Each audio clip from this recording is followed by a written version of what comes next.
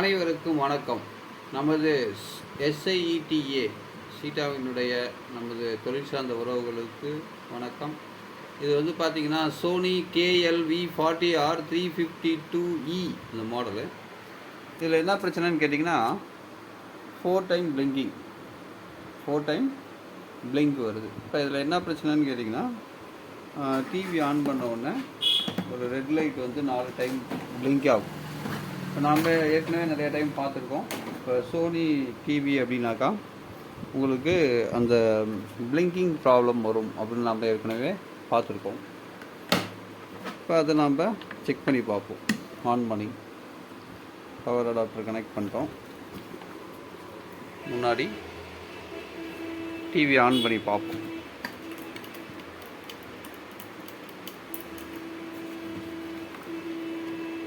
Green light எரியுது. 1 2 3 4. இப்போ 4 time blinking இருக்குது. இது என்ன பிரச்சனைன்னு கேட்டிங்கன்னா இந்த இடத்துல பார்த்திங்கன்னா 12 வோல்ட் வந்து பேனலுக்கு போகும் இந்த ஐசியிலேருந்து. இப்போ இது எல்லா சப்ளையும் கரெக்டாக இருக்குது. இப்போ இதிலேருந்து ஒரு 12 வோல்ட் அவுட்புட் போட்டு பேனலுக்கு போகிறது ஷடனாக கட் ஆகிடுது. இப்போ நம்ம அது வந்து வேறு ஒரு போர்டிலேருந்து அந்த ஐசி நம்ம எடுத்து மாற்றி அந்த ப்ராப்ளம் வந்து சால்வ் ஆகுதான்னு பார்ப்போம். இப்போ நம்ம இந்த பேக் லைட் ஒயரை டிஸ்கனெக்ட் பண்ணிட்டோம். இப்போ டிஸ்கனெக்ட் பண்ணியும் உங்களுக்கு அதில் வந்து பார்த்திங்கன்னா அந்த 4 டைம் பிளிங்கிங் தான். இப்போ பேனல் கனெக்டரை கலப்பினாலும் 4 டைம் பிளிங்கிங் தான் வருது.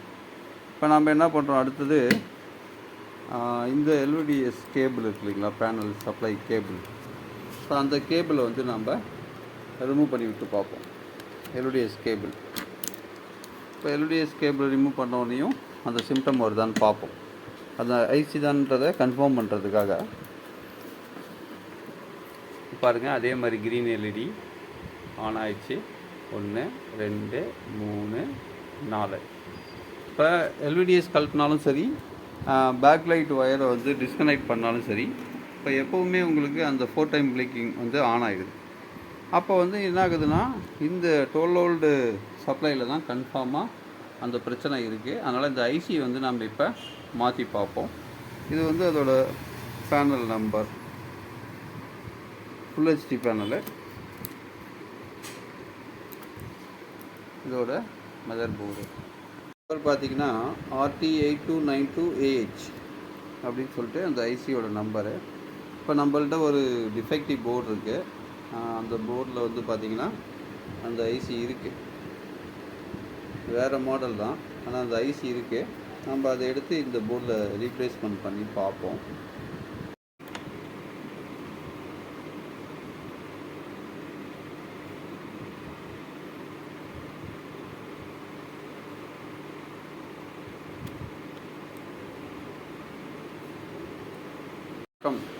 நண்பர்களே, இப்போ நம்ம பார்த்துட்டு இருந்ததில் வந்து இந்த ஐசி வந்து நம்ம ரீப்ளேஸ் பண்ணோம். பண்ணாலும் ஒரு செகண்ட் ஆன் ஆகிட்டு திரும்ப அதே மாதிரியான ஒரு 5 நிமிஷம் கழித்து கம்ப்ளைண்ட் ஆகிடுச்சு. அது என்னன்னு செக் பண்ணதில் இங்கே பாருங்கள், ஒரு ஃபீஸ் ஒன்று யூஸ் பண்ணியிருப்பாங்க பேனல் சப்ளைக்கு 12 வோல்ட். இது வந்து பார்த்திங்கன்னா ஒரு 200 ஹோம்ஸ் வந்து இந்த ரெஸ்டர் வேல்யூ மாதிரி ஆயிடுச்சு. இப்போ அதனால் என்ன ஆகுதுன்னா அந்த 12 வோல்ட் வந்து கம்மியாக போகுது. இப்போ 9.8 வோல்ட் அந்த மாதிரி போகுது. நம்ம இந்த பொசிஷன்லேயே செக் பண்ணிட்டு இருந்ததுனால 12 வோல்ட் கரெக்டாக இருக்குது. இப்போ பேனல் சைடில் பார்க்கும்போது சடனாக அந்த வோல்ட்டு குறையிறதுனால அந்த ப்ராப்ளம். அதனால் நம்ம இதுக்கு வந்து ஒரு ஜம்பரை யூஸ் பண்ணி இந்த ப்ராப்ளத்தை வந்து சால்வ் பண்ணியிருக்கோம். இன்னொரு டைம் சொல்லிடுறோம். இந்த மாடல் நம்பர் வந்து பார்த்திங்கன்னா சோனி KLV40R 352E மாடலு. இது வந்து பார்த்திங்கன்னா அதோட மதர் போர்டில் நம்ம இப்போ இந்த 12 வோல்ட் மிஸ் ஆகுதுன்னு சொல்லிட்டு இந்த ஐசி ரீப்ளேஸ் பண்ணியிருந்தோம். ரீப்ளேஸ் பண்ணதுலேயும் சேம் கொஞ்சம் நேரத்தில் அந்த கம்ப்ளைண்ட் வந்துகிட்டே இருக்குது ரிப்பீட்டடாக. அதனால் இந்த காயில் இங்கே வந்து யூஸ் பண்ணியிருக்காங்க, ஃபீஸ் போட்டிருக்காங்க.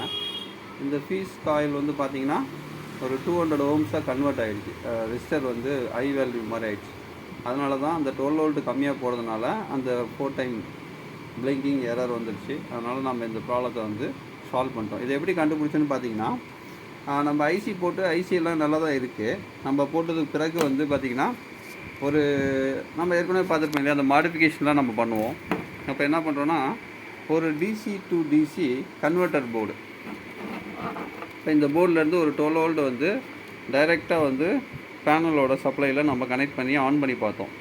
அப்போ என்ன ஆகுதுன்னா, திரும்ப அந்த மாதிரியான சிம்டம் வந்துக்கிட்டே இருக்குது தொடர்ந்து. இப்போ ஏன் இது வருது அப்படின்னு பார்த்தோன்னாக்கா, இங்கேருந்து இந்த ஃபீட்பேக் வந்து பார்த்திங்கன்னா, நம்ம இந்த இடத்துல தான் சால்வ் பண்ணியிருந்தோம் அந்த 12 வோல்ட்டை. இப்போ அது கொடுத்துமே அதே மாதிரியான சிம்டம் பண்ணுது. அதுக்கு பிறகு தான் நம்ம இந்த ஃபீஸை வந்து செக் பண்ணும்போது ஒரு ஹை வேல்யூவில் இருந்ததுனால அந்த கம்ப்ளைண்ட்டு. இப்போ பார்த்தீங்கன்னா அந்த டிவி ரெடி ஆகிடுச்சு. டிஸ்பிளே பார்ப்போம் பாருங்கள், டிஸ்பிளேலாம் ஆன் ஆகிடுச்சு. இந்த மாதிரி ஒரு சின்ன சின்ன விஷயங்களை வந்து நம்ம அனலைஸ் பண்ணி இந்த மாதிரி கம்ப்ளைண்ட்டை நம்ம ஈஸியாக ரெடி பண்ணிடலாம். கொஞ்சம் பொறுமையாக அந்த மாதிரி ட்ராக்கை வந்து அனலைஸ் பண்ணோம்.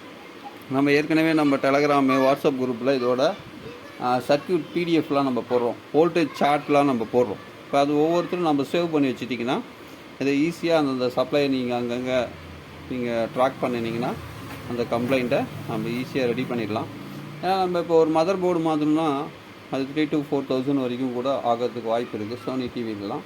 இப்போ நம்ம ஈஸியாக இந்த மாதிரி ரெடி பண்ணிவிட்டு மேக்ஸிமம் நம்ம எவ்வளோ அமௌண்ட் வாங்கினாலும் அது நமக்கு முழுசாக லாபத்தில் தான் இருக்கும். அதனால தான் இந்த சிப் லெவல் சர்வீஸை வந்து நம்ம அசோசியேஷன் சார்பாக SIETA, south India electronic technician association சார்பாக நம்ம தொழில் சார்ந்த உறவுகள் பயன்பெறும் வகையில் இதை நம்ம அப்டேட் பண்ணிக்கிட்டே இருக்கோம்.